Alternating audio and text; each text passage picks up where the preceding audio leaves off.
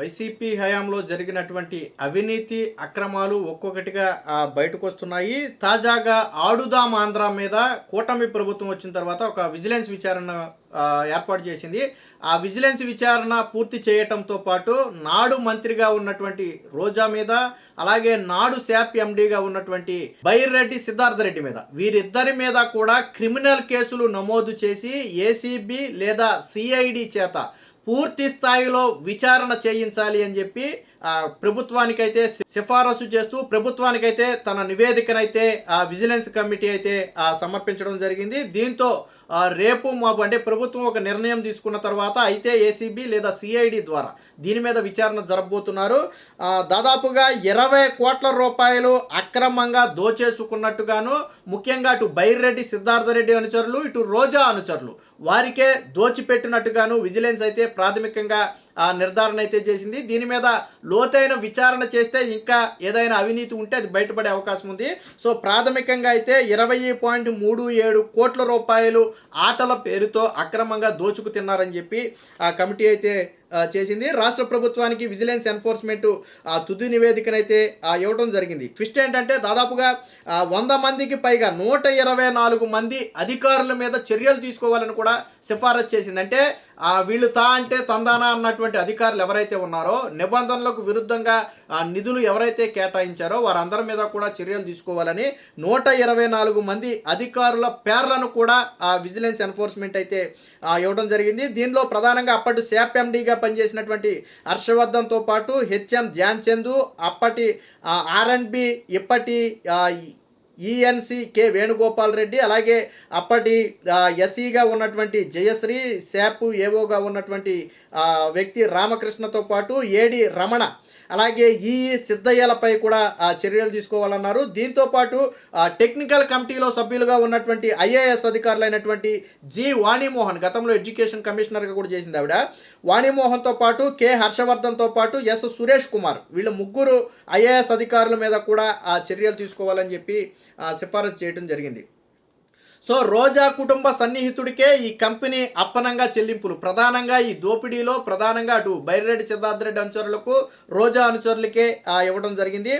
అప్పటి మంత్రి రోజా కుటుంబానికి అత్యంత సన్నిహితుడైన రవికుమార్, అలాగే ధూళిపాళ సీఈఓగా ఉన్న గురు ప్రొడక్షన్ కంపెనీకి ఆడుదాం ఆంధ్ర ముగింపు నిర్వహణ కాంట్రాక్ట్ అయితే ఇచ్చారు. దీనికోసం 2.70 కోట్ల రూపాయలు కట్టబెట్టారు. ఆ సంస్థ 53 లక్షల ఖర్చులకే బిల్లులు సమర్పించింది. మిగతా 2.17 కోట్లకు సంబంధించి వివరాలన్నీ ఎక్సెల్ షీట్లో రాసిచ్చారే తప్ప సంబంధిత ఓచర్లు కానీ, రసీదులు కానీ, బిల్లులు కానీ ఏమీ సమర్పించలేదు. అంటే ముగింపు కార్యక్రమానికి 2.70 కోట్లు కేటాయిస్తే కేవలం 53 లక్షలకు మాత్రమే సరిపోలే బిల్లులు వాళ్ళ దగ్గర ఉన్నాయి. మిగతా 2 కోట్లు స్వాహా, గుట్టకాయ స్వాహా, 2.17 గుట్టకాయ స్వాహా. ఎందుకంటే ఈ 2.17 ఎలా సరిపెట్టారో తెలుసా?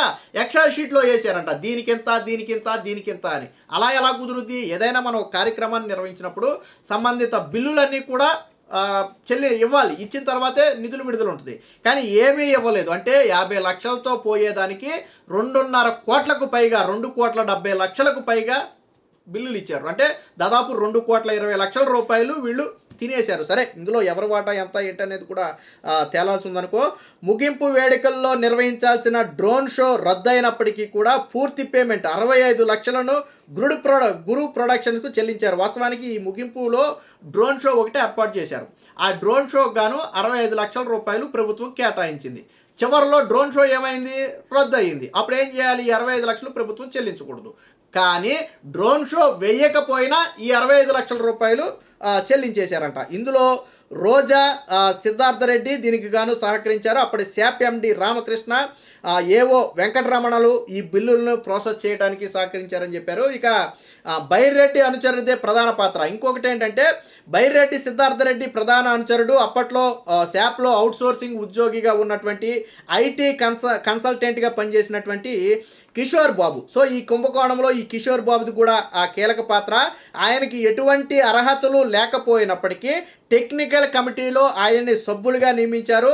ఈ క్రీడా పరికరాలు సామాగ్రి కొనుగోలుకు సంబంధించినటువంటి స్పెసిఫికేషన్స్, వాటి ఖరారు, టెండర్లు ప్రక్రియ, బిల్లులు ప్రాసెసింగ్ బాధ్యత, అంటే ఆల్మోస్ట్ దీనికి సంబంధించినటువంటి కీలక బాధ్యతలు, అంటే ఏ వస్తువులు కొనాలి, ఎవరి దగ్గర కొనాలి, ఎంతకి కొనాలి, వాటి నాణ్యత ఏంటి, ఆ బిల్లులు చెల్లింపు ఎలా చెల్లించాలి, ఎంత చెల్లించాలి, ఎవరికి చెల్లించాలి, ఇలాంటి కీలక నిర్ణయాలన్నీ కూడా తీసుకునే అధికారాన్ని అసలు ఎటువంటి అర్హత లేనటువంటి ఈ కిషోర్ బాబుకి అయితే ఇచ్చారు. ఎవరయ్యా ఈ కిషోర్ బాబు అంటే బైర్రెడ్డి సిద్ధార్థ రెడ్డికి ప్రధాన అనుచరుడు.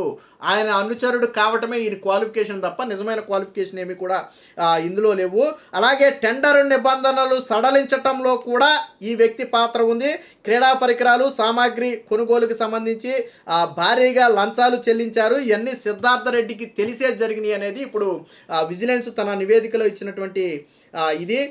ఇంకో ట్విస్ట్ ఏంటంటే ఎఫ్డీలు సాధారణంగా జాతీయ క్రీడల నిర్వహణ కోసం దాఖలు చేసినటువంటి బిడ్ కోసం అప్పట్లో కూటమి ప్రభుత్వం అధికారంలో ఉన్న సమయంలో 2016లో జాతీయ క్రీడల కోసం అని చెప్పి ఒక బిడ్ దాఖలు చేశారు. దానికి సంబంధించి 1.85 కోట్ల రూపాయలు ఏం చేశారు అంటే ఎస్బీఐలో ఫిక్స్డ్ డిపాజిట్ చేశారు. అంటే ఎప్పుడైనా శాప్కి ఉపయోగపడతాయి అని చెప్పి వాటిని అప్పటికప్పుడు ఏం చేశారంటే ఆ బిడ్ డబ్బులు ఏం చేశారంటే ఫిక్స్డ్ డిపాజిట్ చేశారు. అంటే ఒక నిర్ణీత సమయం వరకు వాటిని బయటకు తీయకూడదు, ఆ తర్వాత వడ్డీతో తిరిగి శాప్కి వస్తాయి.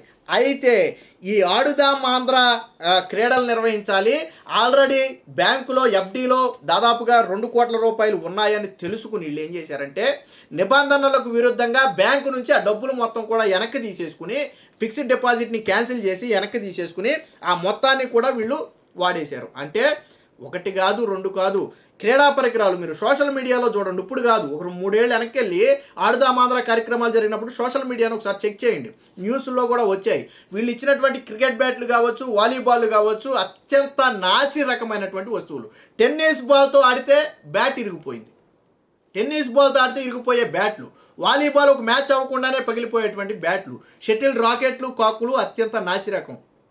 అంత దారుణంగా దోచేశారంటే మళ్ళీ పైగా ఇది రాజకీయ ప్రచారం. బ్యాట్ల మీద, బాల్స్ మీద, షటిల్ రాకెట్స్ మీద, వీటన్నిటి మీద ఏంటి వీళ్ళకి సంబంధించినటువంటి ఫోటోలు వేసుకోవడం, జగన్మోహన్ రెడ్డి ఫోటోలు వేసుకోవడం.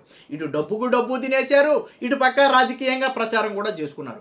సరే 5 ఏళ్ల పాటు లేని ఆతృత ఎందుకు చివరిలో వచ్చిందంటే మళ్ళీ ఇందులో నిబంధనల సడలింపు. ఏజ్ గ్రూపులు సాధారణంగా శాప్ నిబంధనల ప్రకారం ఏజ్ గ్రూపులు వేరుగా ఉంటాయి. వీళ్ళు 17 ఏళ్ళు దాటిన వాళ్ళని మాత్రమే అనుమతించి కింద వాళ్ళని అనుమతించాలి. ఎందుకని ఆల్మోస్ట్ వాళ్ళకి నెక్స్ట్ ఎలక్షన్లో ఓటు రాబోతుంది. ఎందుకంటే ఏడాది ముందు కదా ఇవి పెట్టింది, నెక్స్ట్ ఎలక్షన్లో వాళ్ళకి ఓటు రాబోతుంది కాబట్టి వాళ్ళని అట్రాక్ట్ చేయడం కోసం వీళ్ళు చేసినటువంటి కుట్ర ఇది.